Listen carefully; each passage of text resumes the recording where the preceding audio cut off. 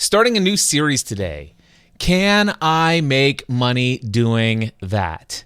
I want to focus on helping those of you who have maybe had a long desire to create an online business. And maybe for those of you who might be struggling with your online business if you've already gone about getting started, but you find yourself stuck somewhere in the process. Well, one of the things that I can tell you, there's no one right way, or some would argue there are wrong ways. I think there are just ways that are possible. There are many potentials out there. One of the earliest online business income streams was blogging. There were a lot of people out there who were making a good deal of money, and their main source of revenue was their blog. Things have shifted and altered over the last 2 decades, and there are some today that claim that you can't make money blogging anymore, that video is the future, everything else is the future, AI is the future, and you can't make money blogging. Well, that's just not true. I happen to know far too many people who are still today earning an income from blogging, and today I'm happy to feature Megan Porta from eatblogtalk.com. Megan, welcome to the live stream today. Thank you. So happy to be here, Cliff. I'm excited to have you here. You and I have had the opportunity to work together. It's been for 4 years, I think, but we're in the third year of our coaching together. Yep. And I have witnessed personally, I happen to know for a fact that you can still get paid to blog. And that's why I figured you'd be the expert that I would want to talk to on whether or not you can still get paid to blog in 2025. So let's start with that question. Megan, is it possible that somebody who's just getting started today, can they go out, create a blog, and get paid as a blogger? Yes. However, I will put a little disclaimer on that. It is different today than it was back when I started in 2010. It was a totally different landscape at that point. It is a little bit more complicated today, and it takes a little bit more patience.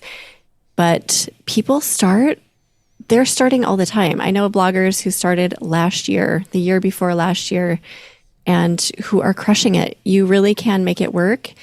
But with that said, you need patience, and you need to have passion for what you do. This is not a let's do blogging just to get rich and get some money quick sort of thing. That will not fly these days. But if you have the passion and you have the patience, then yes, you can make blogging work today. You say that things have changed a lot compared to the early days. Are you saying that before you could get by without a lot of passion and you could just throw together some things and throw some ads on your blog and get paid back in the old days, in the wild west of blogging? Or in what other ways has it changed? Yes, you could do that back then. There was keyword stuffing. People created websites all the time for blogging purposes, and they would make money without the passion aspect of it. Also, today, social media is a huge piece of blogging. You mentioned YouTube. Video is a huge piece of blogging as well. So there are different pieces that come together to make a blogger's business complete now, whereas before, I would say like maybe 2014-ish and 2015-ish and earlier, you could just kind of put up a blog and figure out how to like hack the system a little bit, but that does not fly today. The algorithms are too stringent. Google knows when you're faking it, and your users know when you're faking it as well. So it's really more about authenticity now as compared to before. You mentioned that you knew some folks who just started a blog last year and they're crushing it. Can you tell me a little bit about what they've done and what makes them stand out when many people out there trying just haven't crushed it? Yeah, and to preface this, I am a food blogger, and I don't know much about other spaces in blogging, so I can't speak for other niches of blogging. But food blogging is a huge industry. There are so many food blogs out there. So yeah, the ones who started recently and have done really well, they have found really specific niches inside of food blogging. So it's not just like, let's give people my general spread of appetizers and desserts and main dishes anymore. It used to be like that. You could put up a site with everything and crush it. Now it's really hard to do that. So if you do decide to get into food blogging, you need to find a niche and then probably go even further, drill down even further and find a niche inside of a niche. Those are the people who are making it work. So instead of maybe vegan blogging, you could focus on vegan desserts. And inside of that, even maybe vegan cakes or, like getting really specific so that you find that really niche audience who is just going to devour and love everything that you say because they need your exact information. So I think that is the first key. And then again, that passion piece absolutely has to be there. You can't just put up a website about vegan cakes and know a little bit about it. You have to be the expert. You have to feel so much love for your vegan cakes, and that has to come through. That authenticity really has to shine. So I think those are the two foundations you need to really build a base for success. And then, there are more pieces of it, but you need to start there. If somebody were incredibly passionate, let's just say they were into carnivore, all right, the carnivore diet. So let's just say that that's the food blog that I wanted to do. Okay. What are the first steps for somebody who wants to earn an income from food blogging, because it is your area of expertise, but knowing that maybe if you're a travel blogger or some other kind of blogger, there are going to be some transferable skill sets, success tips and strategies that I think could easily be applied to another niche in another industry. What are some of the strategies? What are some of the income streams that I can set up, and how do I get started? I would first of all do whatever you could to get your traffic up. And that is going to get you into an ad network. So there are two ad networks that many bloggers work with, specifically food bloggers. So Mediavine and Raptive are the two main high quality ad networks. So that would be number one priority, getting your traffic to the point where you can get in there. And they do have different thresholds. I think Mediavine is 50,000 sessions per month and Raptive is 100,000 page views per month. And then to do that, you need traffic. So you need to get on Google. You need to learn about SEO and figure out how to get your URLs moved up as far as they can on the first page in Google so people click on them.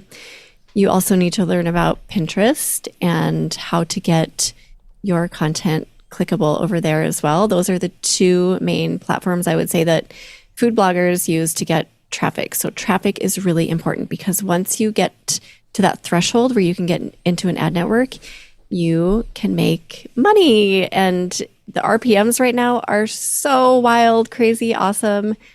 Once you're in there, it is kind of passive income in a sense. I mean, you do still have to keep feeding the machine, but you can take time off and you can let the people come to you and it's magic. So that's my favorite way to make money. But once you have that machine working for you, then you can look into other ways to make money. And there are so many. I don't know how many you want to cover.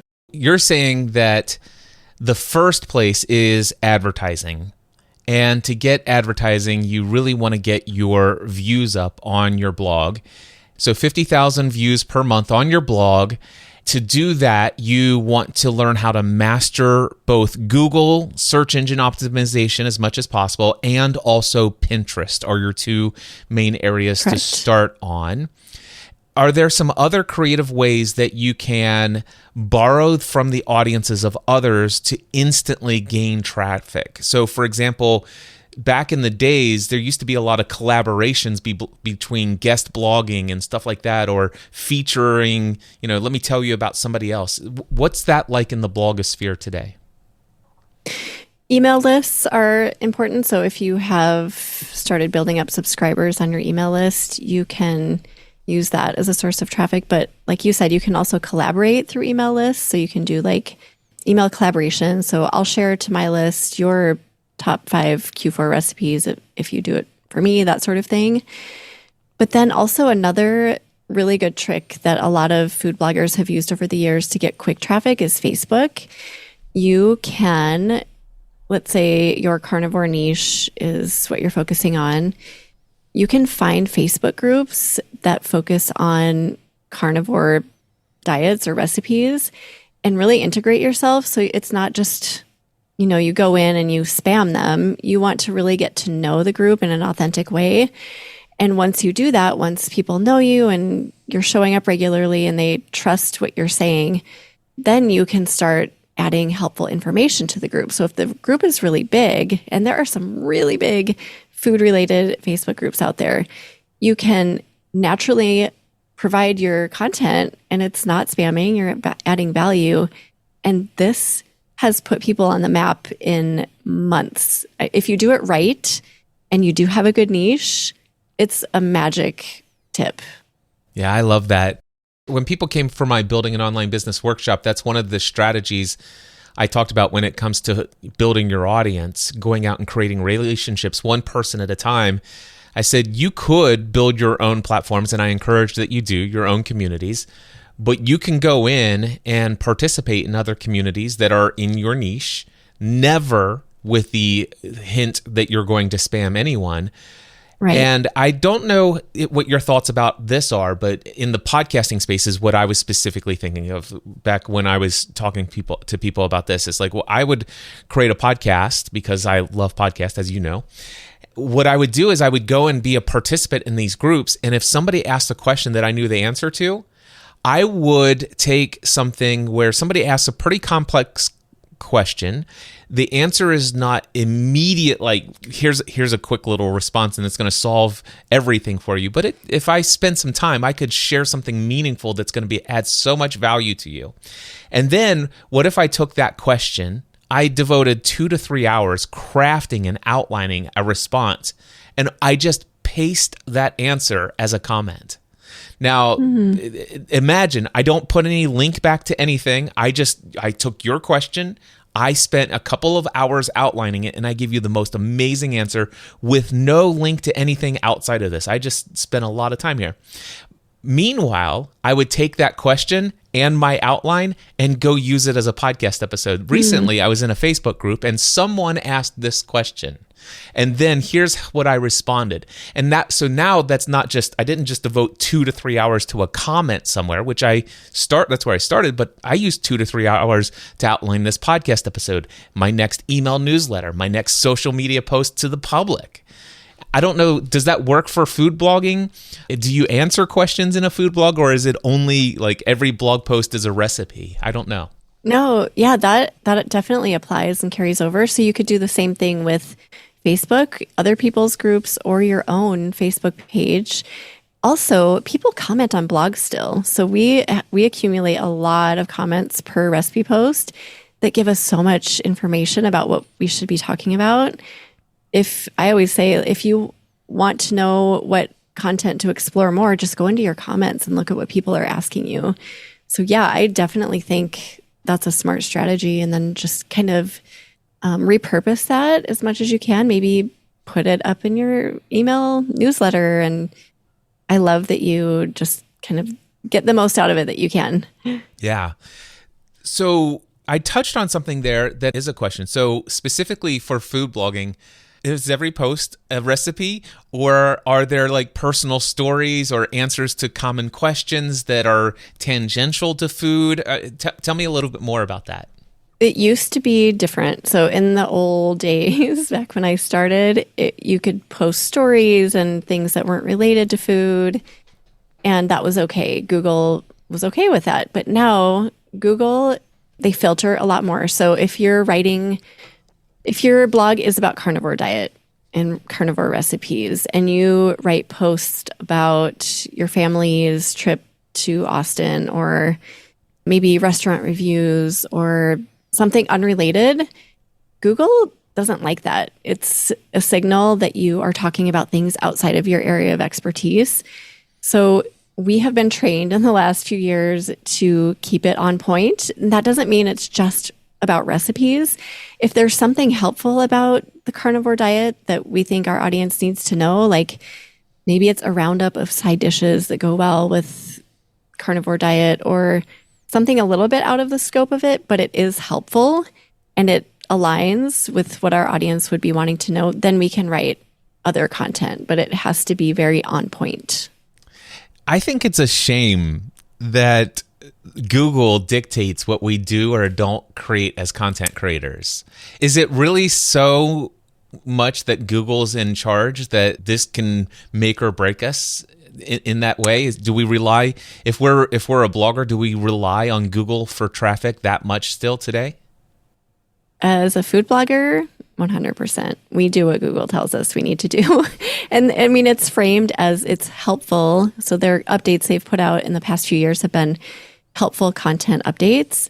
So it's not just for them. It's not like we want you to do this. They're trying to make it more helpful for the user. So they've been streamlining how to create content from the user's perspective. But food bloggers who do really well listen to everything. All of those updates that Google puts out, we listen very closely.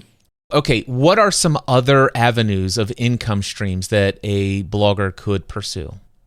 The obvious and easiest, I would say, is digital products. So just creating a simple ebook from your site. If you're a carnivore blogger, then maybe you put together your 10 best recipes from your site and package them in an ebook for hosting over the holidays or whatever. People love that sort of thing. Or maybe it's a little guide, how to prep for the week, something like that. People also devour that sort of thing. So digital products, I would say, are the easiest way to go. Some other options, memberships are an option for some bloggers. You do seem to have a very invested audience to make a membership work. And by membership, I mean maybe providing a site without the ad experience, or providing exclusive recipes or exclusive content to people that they pay for, membership style, subscription style. Those are the first ones that come to mind. Affiliate marketing is not such a priority right now because a lot of affiliate sites, even food blogs who did a lot of affiliate marketing, got dinged big time in the HCU recently. So what's the HCU? The helpful content update that was put out by Google in the past few years. So those sites and those posts really are hurting. Like some bloggers I know had affiliate posts, let's say like cookware. This is my favorite cookware to use on the stove. And they would have a post and they would have affiliate links leading to that cookware. And they were making tons of money prior to the HCU. And now those posts are nowhere to be found on Google. So their affiliate money just tanked. So it's not so much a strategy anymore. Technology. What are people using today? Is everybody still using WordPress, or are there other services out there that people are using today commonly for blogging? In my opinion, everyone should be using WordPress. I started on Squarespace and it was a huge mistake. I suffered greatly for that decision for many years. So you can make it work, but I just think if you're going to be doing it this year and beyond, you need to do it right, and WordPress is the way to go. And do you recommend self-hosted WordPress or WordPress.com? You want complete control. You want to be able to choose your own hosting. You want to be able to add your plugins, customize it yourself, be able to do web design, have access to all of that. So WordPress.org is the way to go. Yeah. So do not do WordPress.com, which Correct. is a hosted version. It is very nearly the same, but at least from my experience from 10, 15 years ago, there were limitations. There were some things you could not do within that platform. You want to have your own hosting account. I would recommend, if you're going to do this as an online business, you at least look into a virtual private server, a VPS, and whatever hosting company you go with, they should have the ability to do a one-click install of your WordPress. And then you'll have your own self-installed, and you can customize it to your own end. Do you do your own WordPress customization, or have you hired somebody to do that? So there's a theme. There are a handful of themes that food bloggers use that just make it so easy. So you can install the theme. The one I use is actually a plugin, so it's even easier. And you can go in the back end and customize a little bit, but it's just like, your page speed is going to load quickly. You know that all of those things are taken care of. And then good hosting, I would say, is really important too. I made this mistake early on getting a host just that I found. I think I looked like web host, Google, enter, and the first thing that came up I got, and it was a huge mistake. Make sure you have a host who is going to really be invested in your site and take care of you and not let things go down and not, let things crash and just be on top of it. And you might have to pay a little bit more for that, but it's so worth it. I always make sure to say that. Yeah. And for those who are really new to this, the host is the company that controls the computers that you're going to be using to install your WordPress on. And very inexpensive hosting programs are like $3 a month or something like that. They're typically what are called shared hosting. And they can have hundreds, if not thousands, of accounts on one computer. Whereas VPS, Virtual Private Server, they actually do still share one computer in their data center, but your computer is shared resources with maybe 6 or 10 other accounts, and they actually space it out depending on what level you're paying for your server. They guarantee a certain percentage of CPU power and cycles and all this other stuff. So the Virtual Private Server, definitely, in my opinion, if you're going to go for this to earn income, you want it to be available all the time. You want to look at their uptime guarantees, and it is definitely worth paying $89, $99, or even up to $150 a month for a web hosting virtual private server that is almost never going to go down. Megan, what do you personally do for security when it comes to backing up your WordPress site? Is that something that you're involved in, or do you have somebody else that does that for you? I have somebody who does that for me, and there are a lot of people who could do this really well. I just call him kind of my back-end WordPress support person. He's great. He does backups for me regularly. He just monitors what's going on WordPress. It's not my specialty. It's not something I'm really interested in caring about going in there and looking at regularly. So it's good to just have somebody who's really good at it and keeping an eye on things. And he gives me updates. He sends me weekly updates. So yeah, that's an option too. I know a lot of people get hung up on the technical aspect of blogging and they don't want to start because they think they're going to have to maintain this whole new WordPress situation, but there are so many services available to hire that out. Definitely look into that. The only reason I say that is because my first maybe 10 years of podcasting and 10 years of blogging before that, most of that was on WordPress. And if you do have a self-hosted WordPress website, the number one, regardless whether you're doing it yourself or you hire out a team of people to go and handle your tech for you in the background, those plugins and the themes need to be consistently supported and updated by the developer for security patches. And also, just because it's supported and updated, you have to actually manually go in and do those updates. My experience is that if you are the average online business person, and blogging would be an online business, there's probably going to be at least 1 to 3 new update patches for security on a weekly basis. Now, that may be a little bit extreme, but it's certainly there's going to be 5 to 10 or more per month. And it could run into an issue where you've got all these companies, millions upon millions of people are hosting websites on WordPress. It's an attack vector for bad actors out there. And so I've had a number of issues over the years where malware has gotten in there, and it's just because I was 2.5 weeks behind on updating my security patches. The other thing is I would encourage you to also consider the idea of, if you're going to start blogging, you're going to rely on this for some income, when you can hire that person to take care of not just the security patches and stuff like that, but the backups, just to make sure you've got somebody who knows how to restore your site to the last available backup before the attack happened. You may lose anywhere between a couple of hours worth of content. You may lose a couple of days worth of content, but you don't want to lose months or years worth of content. So if you're going to use a self-installed WordPress website, which it sounds to me from Megan's experience, that's the one way she would recommend that you do it. And I think that makes a lot of sense from my early days of people who were really interested in SEO from the old days, because you can do so many different things to SEO optimize within WordPress. It seems like it's built hand in hand for that purpose.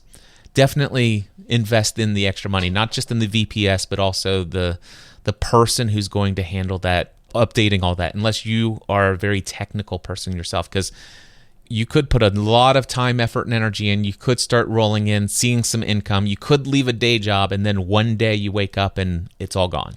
Yeah, it happens all the time. I just talked to someone on my podcast who had someone running it was like a drug business on the back end of her WordPress site, and she had no idea. And she was wondering, why am I not getting traffic? Why is Google not seeing me?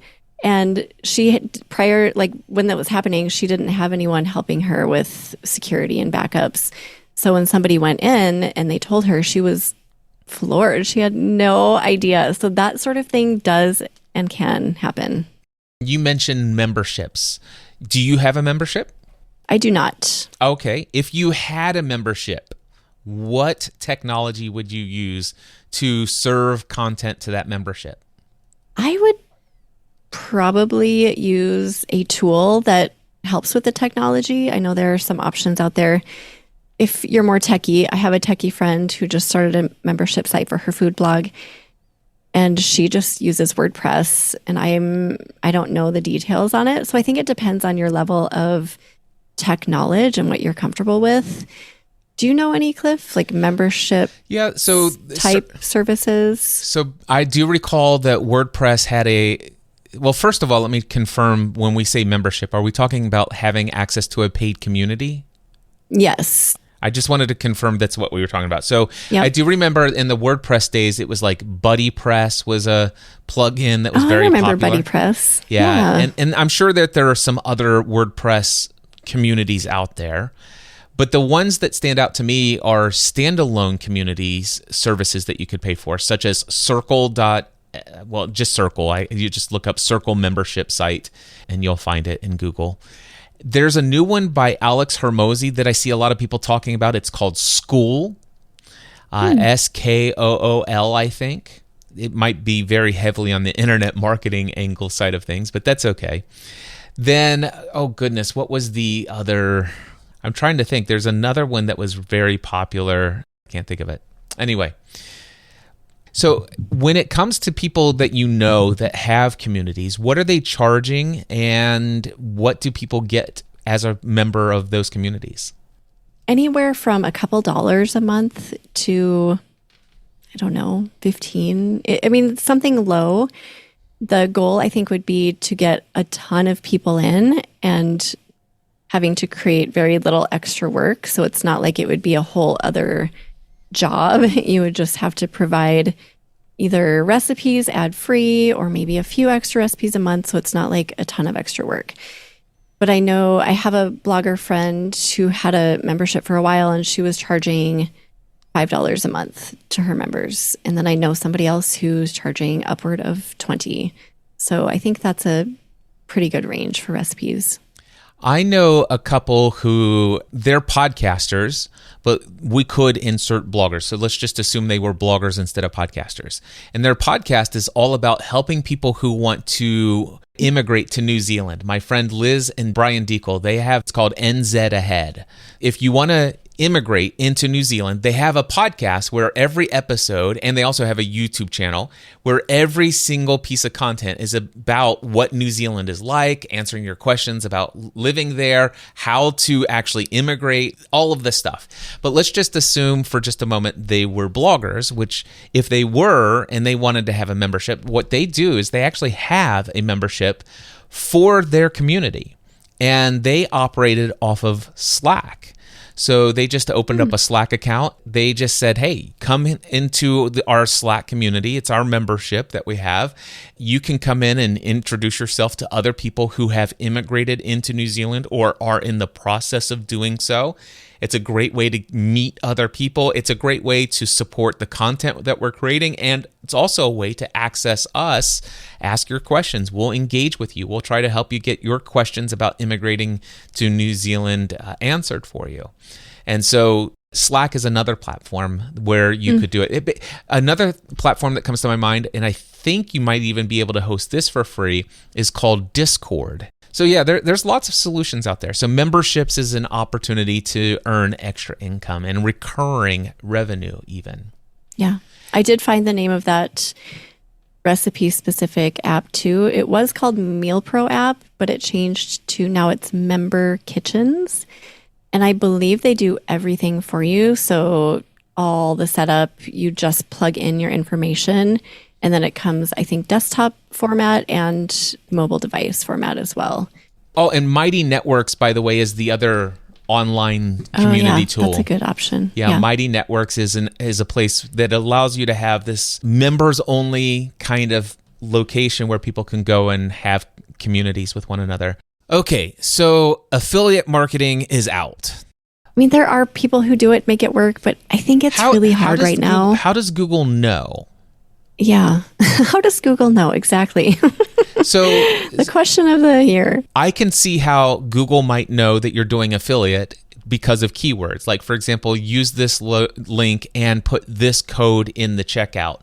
Also, the hyperlinks specific link, Google knows where those links are going to. And when they find that it's going to a referral URL, then they would know that. So one of the things that you could do is you could write a blog post about a particular thing and say, listen, I have a special offer for those who sign up using my link, and you'll get this free resource. You can do all of that by signing up using this form. And so you could actually have somebody put their name and email address into the form and then have an autoresponder shoot them your free resource with your affiliate link. There might be ways to do, I know if I wanted to, I could probably guarantee that I could run affiliates stuff out of my blog without Google knowing that I'm doing it. Yeah, there definitely are ways to do that, but it's a lot of work. I mean, if you're already running a blog, do you have an extra 10 hours to do this? So there are a lot of affiliate things. For those who don't know what affiliate is, what's the difference between having a sponsor and an affiliate? So affiliate income is something you get.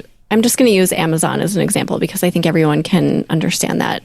So Amazon obviously sells a bunch of products from a bunch of different companies and brands. You can get a percentage of what you sell. So let's say I am promoting KitchenAid mixers. That's something that a lot of people in the kitchen use. Every time someone from my link buys a KitchenAid mixer, so if I refer them, say, I love my KitchenAid mixer, you need to buy it too, and they actually buy it, then I get a percentage of that purchase. So the idea is that you promote bigger ticket items so that you get a larger chunk. Yeah, so you only get paid with an affiliate if somebody uses your link to purchase. Correct. Whereas with a sponsor, they pay you to mention them, and you get paid whether anybody buys that product or service or not. Right. So a sponsored deal is more like a contracted situation where you agree in advance what the terms are, what you're going to get paid. So no matter how it turns out, you're going to get paid from the sponsor because it's agreed upon. Affiliate is more like what you said, just by the purchase. Here's where I want to say for those who are considering blogging, I would not go through all of the trouble of an Amazon affiliate program or the trouble of other random affiliates where your commission for each time somebody purchases is 2 to 4% commission, or you're going to earn like $20 for each time somebody buys, unless your numbers are so huge to where that even that does make sense. Whereas here's the situation. Over my years, I've done very few affiliate relationships, but my affiliate relationships have been more along the lines of I'll get 30% commission of the person's payment to said company in perpetuity for as long as they have that program. So for me, I still get a commission check. I have not promoted Aweber email software in 15 years. I still get a check every single month today. It's been 15 years from all of those people that I referred who are still using Aweber. Kajabi, I get a 30% commission on anything that anybody pays to Kajabi because of the promotion that I did there. Or I love going and finding somebody who has a $2,000 product that hands down, I would pay $2,000 for this. And I absolutely believe it is an incredible value and it will help the right person in my audience get what they want. And I've found several of those over the years where they pay 50% commission for every sign up. So for every person that I send over, they pay $2,000, I get $1,000. Sometimes I've sent out an email and just one email to my list, and I just made $22,000 because 22 people signed up. Yeah. Anyway, so affiliates can be fun. All right, what else is out there? Yeah. Tell us about sponsors. So sponsored work is very common because a lot of bloggers are on Instagram and social media, and they have huge followings there, and brands love accounts with a lot of followers. So usually they go there first. Not necessarily, though. I don't want to make it seem like if you don't have a huge follower account, you can't do sponsored work, because a lot of brands go for the smaller numbers too. But yeah, they basically offer you a deal, and maybe it's providing blog posts or reels or video content that highlights their brand. And you come up with an agreement in advance, so you know exactly what you're going to make from it. You can provide your own rates and offer them and see if they're rejected or agreed upon. So it's like a back and forth. It's kind of like a negotiation a little bit. I'm providing you value that you can use to get more people interested in your brand is the idea. And I think really for you to get great results from having a sponsor, you're going to have to understand the high level of value that you bring to that sponsor, even if you think your audience is relatively small in your own mind. The exact niche audience for that sponsor, let's just say you only have 25,000 people total, but that person gets sponsored, and if 500 of your 25,000 people go and check out their service, they know what their cost of acquisition is. You'd be shocked. They also know the lifetime value of exactly the right customer. So many times I've noticed over the years, content creators undervalue what they bring to the table as far as a niche audience, and they don't charge enough. What's your experience with that, Megan? I totally agree. I think the key is understanding your value. And when people really understand the value that they're offering to a brand, that's when things work. That's when the magic happens. But people who don't have the confidence yet in what they're offering, it doesn't seem to work out as well.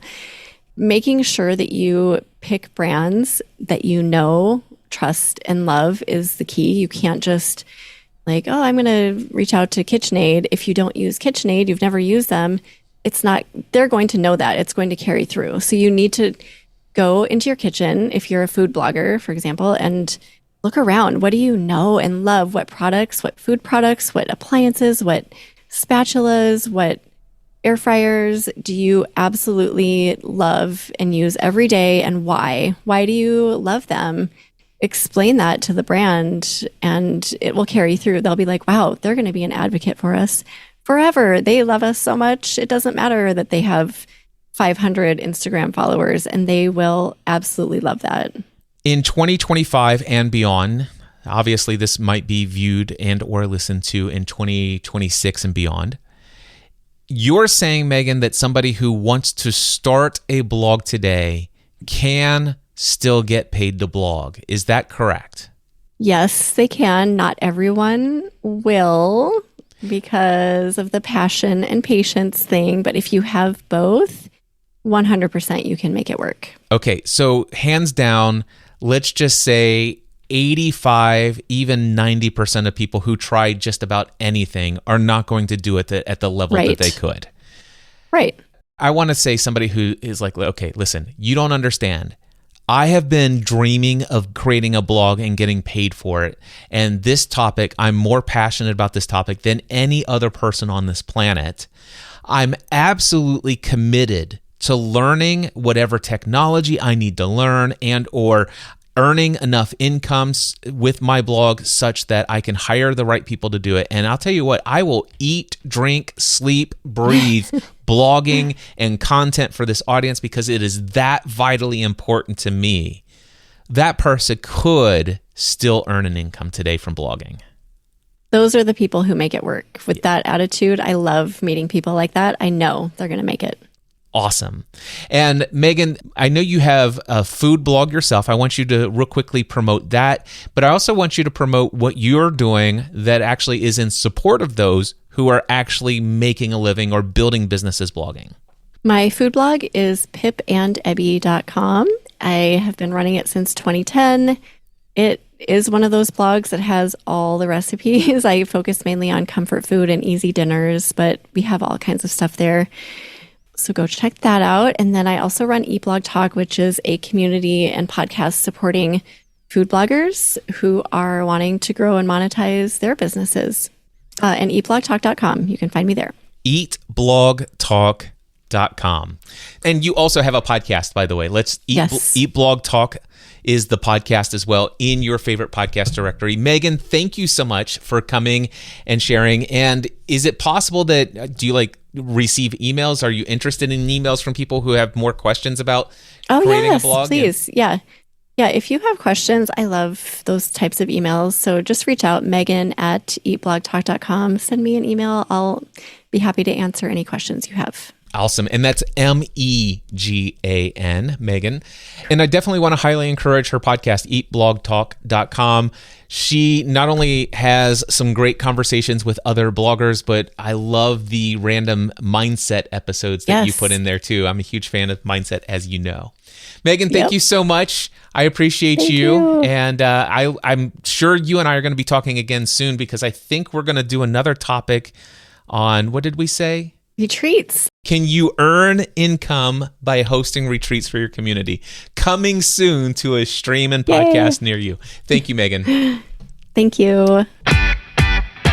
Well, that is going to wrap it up for my conversation with Megan Porta on the topic of, can you really get paid for blogging in 2025 and beyond? And the answer to that question is hands down yes.